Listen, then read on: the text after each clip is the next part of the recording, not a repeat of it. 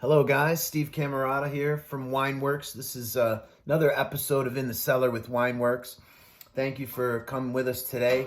Today I have an amazing wine, an iconic wine, Opus One Cabernet. I got my hands on this guy. This is a 2012 Opus One. Really great wine. I definitely can start this session off with a story. Look at this glass. You gotta love this glass.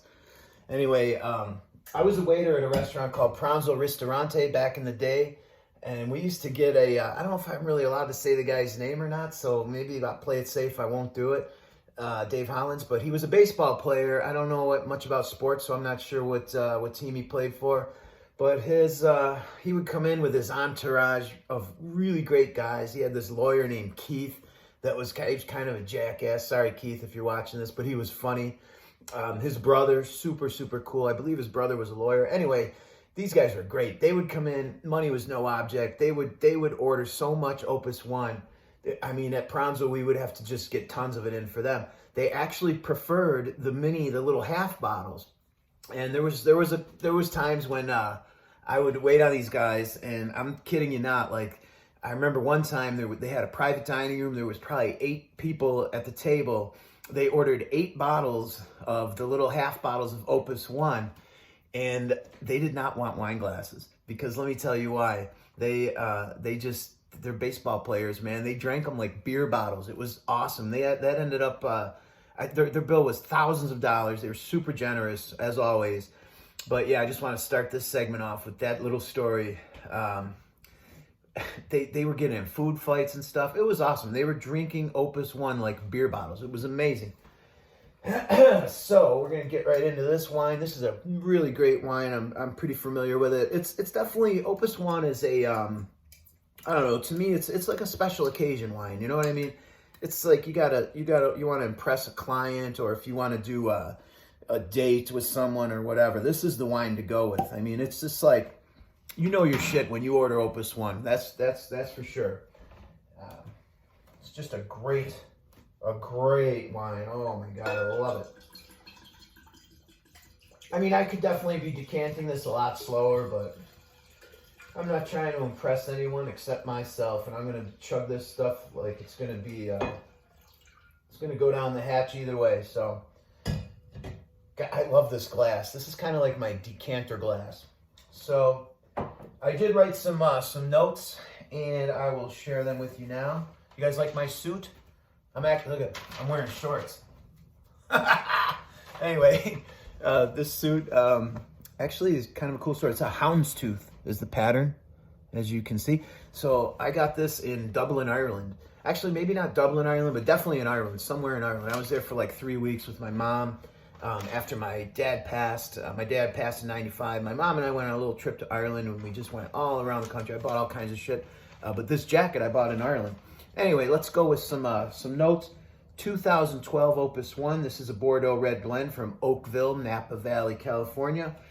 If you like this wine, like you probably would like Camus, which is another great wine, or maybe the Joseph Phelps Insignia. They're all sort of comparable in price, I guess. They're right around. Same. I mean, it's like $300 wine, something like that. No big deal, $300. You get what you pay for, though, I gotta tell you. So the 2012 Opus One infuses a fresh, dark fruit aromas, accentuated by subtler notes of forest floor and graphite. I love these descriptions. They make me laugh. The wine's round mouthfeel and satiny tannins wrap around the classic flavors of cassis, blackberry, and black cherry. That I do concur with that for sure.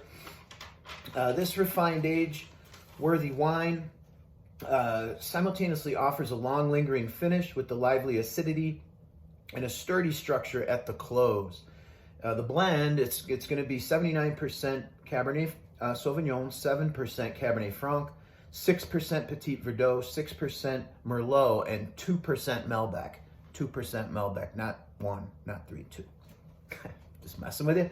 All right, here we go. So Opus One, it's a really interesting project, really. So this is it's a partnership, as you may know, and it's founded by Baron Philippe Rothschild of the Chateau Mouton Rothschild in Pauillac, France, and it's in combination with renowned Robert Mondavi. So Robert Mondavi, renowned Napa Valley vintner, producing luxury wines from its Napa Valley vineyards for many, many, many, many years.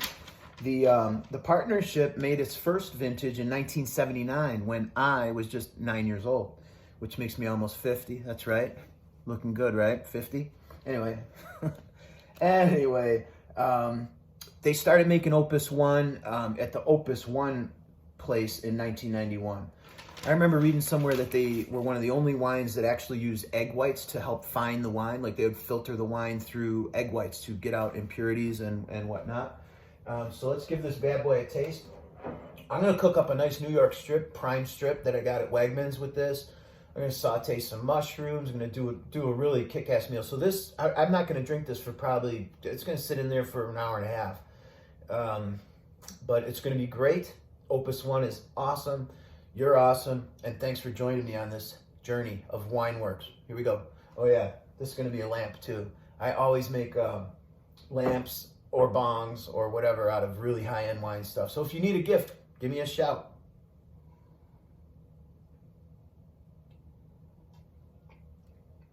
Holy shitballs. That is a freaking powerhouse. Damn, I love it. Have a great day.